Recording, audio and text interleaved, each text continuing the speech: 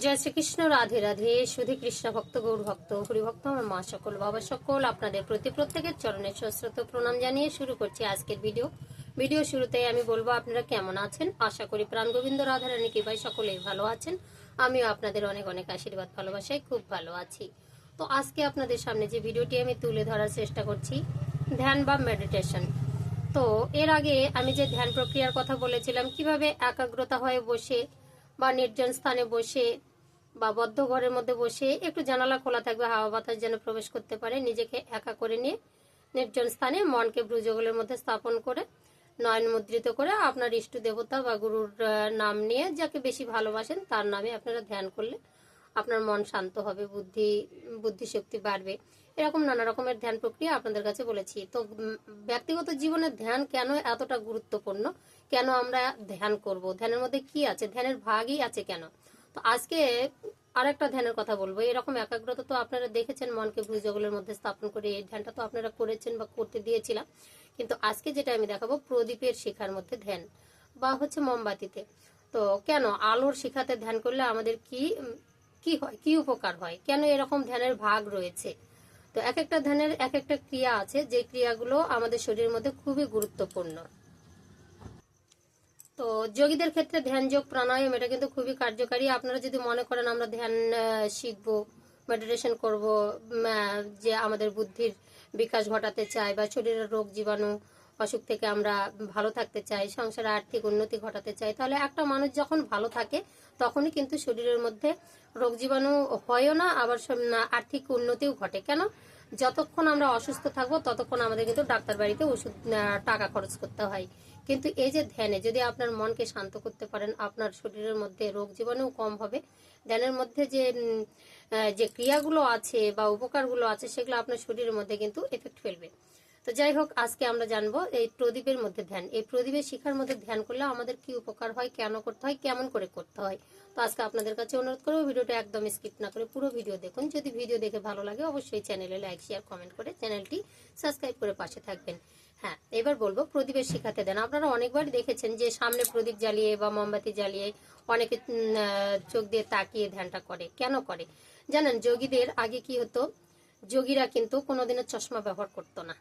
আগেকার মানুষেরা চশমা ব্যবহার করতো না, কারণ তাদের এমনিতেই যে দৃষ্টি সেটা কিন্তু খুব ভালো ছিল। ঠিক আছে?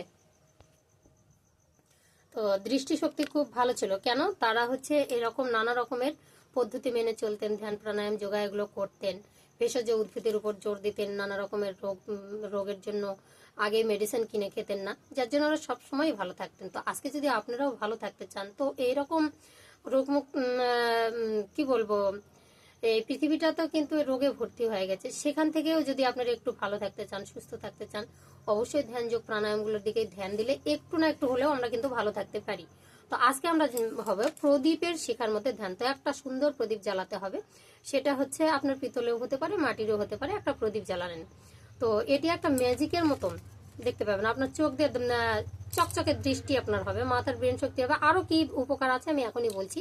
তো সেটা কেমন করে করবেন? তো আপনারা ঠাকুর ঘরে বসতে পারেন। আমি যেমন ঠাকুর ঘরে বসেছি, আমার সামনে ধরে নেন একটা প্রদীপ জ্বলছে। ঠিক আছে?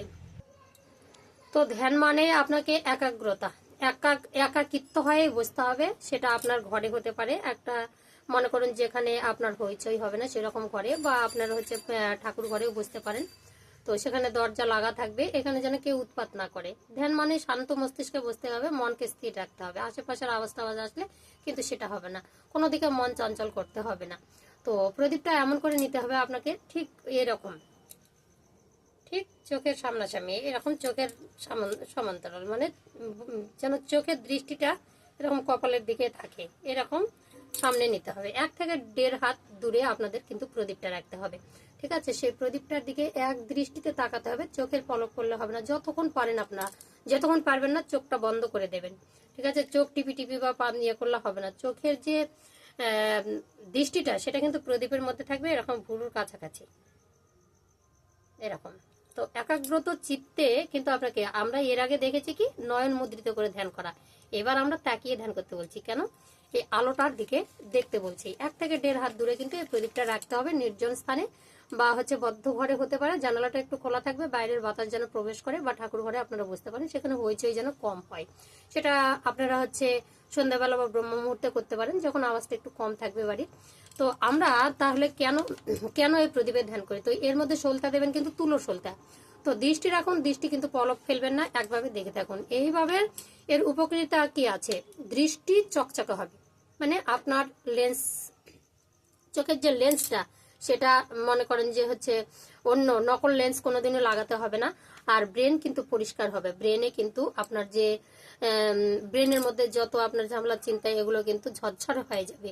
আর তৃতীয় নেত্র খুলবে, যে দৃষ্টিশক্তিতে আমরা দেবতাকে দেখতে পাই। তো আমরা এখনকার মানুষ দেবতাকে দেখতে পারবো না, কিন্তু অনেক কিছু আমরা জানতে পারবো। যাদের জ্ঞাননেত্র খোলে, তাদের অন্তর্নেত্র খুললে তারা বলে দিতে পারবে ভবিষ্যৎ, বা আপনার কি হবে, কালকে কি হচ্ছে, সেটা আগাম জানতে পারবেন।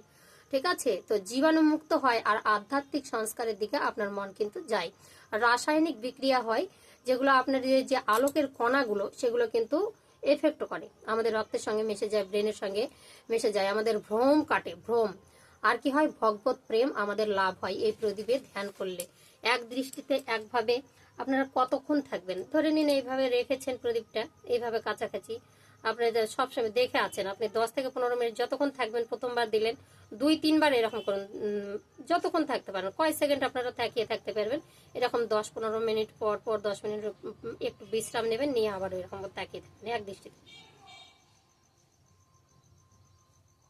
প্রতিটা একটা স্ট্যান্ড জায়গায় রাখতে হবে, সোজা যেন দৃষ্টি রাখতে পারেন, এরকম সমান। চোখের দৃষ্টিটা যেন এরকম ঊর্ধ্বগমন এরকম হয়।